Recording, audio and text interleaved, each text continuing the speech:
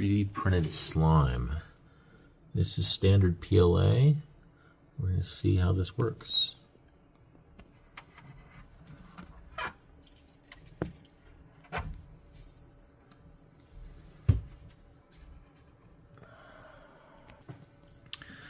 So here it is removed, and it is flexible.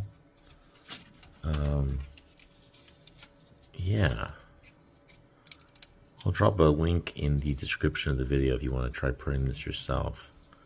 Interesting concept. I'm not sure about the durability, especially with PLA. You can already see it kind of creasing a little bit there, but definitely, like I said, cool concept. Something different.